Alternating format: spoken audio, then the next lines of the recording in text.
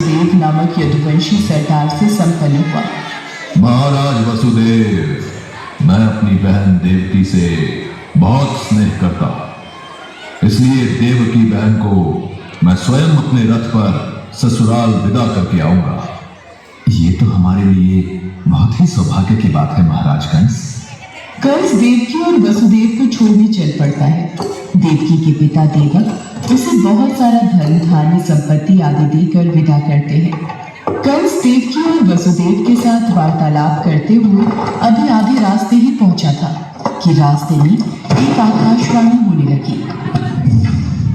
हे कंस, जिस देवकी को तू बड़े प्रेम से ले जा रहा है, उसी में तेरा काल बसता है। इसी के गर्भ से उत्पन्न 8वां पुत्र तेरा वध करेगा, तेरा वध करेगा। यह आकाशवाणी कैसी? नहीं, यह झूठ है। देवकी की कोख से जन्मा 8वां बालक मेरा वध करेगा? नहीं, ऐसा नहीं हो सकता। यदि ऐसा है तो मैं वसुदेव का ही वध कर देता हूं। हाँ, यही ठीक रहेगा, फिर मुझे कोई डर नहीं। नहीं भैया, इनका वध मत करो, मैं आपके आगे हाथ जोड़ती हूँ। मेरा सुहाग मत उजाड़ो भैया कंस। मैं आपसे वादा करती हूँ, मेरे गर्भ से जो भी संतान पैदा होगी उसे मैं तुम्हें सौंप दूंगी, पर इन्हें मत मारो भैया। ठीक है, मैं वसुदेव का वध नहीं करूंगा, पर तुम दोनों अब मथुरा के महल की काल कोठरी में बंदी बनकर रहोगे। कंस, देवकी तुम्हारी प्रिय बहन है, मुझे काल कोठरी में बंद कर दो, पर देवकी को छोड़ दो। कंस ने वसुदेव और देवकी की एक बात न सुनी और वसुदेव और देवकी को कारागृह में डाल दिया। देवकी वसुदेव दोनों बहुत ही दुखी और हताश हो रहे थे। स्वामी, मेरी वजह से आज आपको कारागृह में रहना पड़ रहा है। मैं ही आपके लिए दुख और विपदा का कारण बनी हूं। नहीं देवकी, नहीं, ऐसा मत कहो। मैं तुम्हें पत्नी रूप में पाकर बहुत प्रसन्न हूं। हमें एक दिन कंस के पापों से मुक्ति जरूर मिलेगी। पर स्वामी, भैया कंस मेरी कोख से जन्मे सभी बच्चों को मार देंगे, हम क्या करें? देवकी वसुदेव कारागृह में दुख भोग रहे थे। कंस देवकी और वसुदेव को धमकाता रहता था।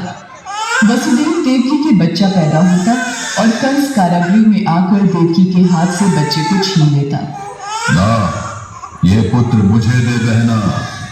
भैया, मेरे पुत्र को मत मारो भैया। नहीं स्वामी, हमारा पुत्र, मैं अपने सामने ही अपने सभी पुत्रों का वध होते कैसे देख पाऊंगी?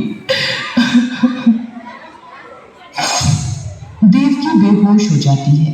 हे ईश्वर, कोई रास्ता दिखाओ। कंस के अत्याचारों से हमें कब मुक्ति मिलेगी प्रभु? देवकी, आंखें खोलो। कंस बहुत ही क्रूर और अत्याचारी राजा था, जिससे प्रजा बहुत डरी थी। दुराचारी कंस ने वसुदेव देवकी के 7 बच्चों को जन्म देते ही मार डाला। अब 8वां बच्चा होने वाला था। देवकी के 8वें पुत्र के जन्म का समय निकट आ रहा है, इसलिए पहरा और भी बढ़ा दिया जाए। जो आज्ञा महाराज कंस। देवकी वसुदेव के कारागृह में बंदी रहने की बात नंद गांव में वसुदेव के मित्र नंद के कानों तक भी पहुंची। दुराचारी महाराज कंस ने वसुदेव और देवकी को कारागृह में बंदी बना रखा है। देवकी के 8वें पुत्र के जन्म का समय निकट आ रहा है और इधर यशोदा को भी बच्चा होने वाला है। मुझे उनकी सहायता करनी होगी। 8वें बच्चे की रक्षा का उपाय सोचना होगा। जिस समय वसुदेव देवकी को पुत्र पैदा हुआ, उसी समय संयोग से यशोदा के गर्भ से एक कन्या का जन्म हुआ, जो और कुछ नहीं, सिर्फ माया थी।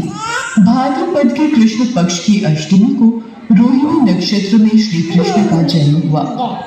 उनके जन्म लेते ही जेल की कोठरी में प्रकाश फैल गया। वासुदेव के सामने शंख, चक्र, गदा एवं पद्मधारी चतुर्भुज भगवान ने अपना रूप प्रकट कर कहा, वसुदेव, मैं बालक का रूप लेकर देवकी के गर्भ से जन्म ले चुका हूं।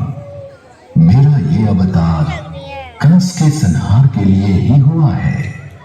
अब देर न करो, तुम मुझे तत्काल तत्काल गोकुल में नंद के यहाँ पहुंचा दो आंटी के पास बैठ जाओ। और उनकी अभी अभी जन्मी कन्या को लाकर कंस को सौंप दो।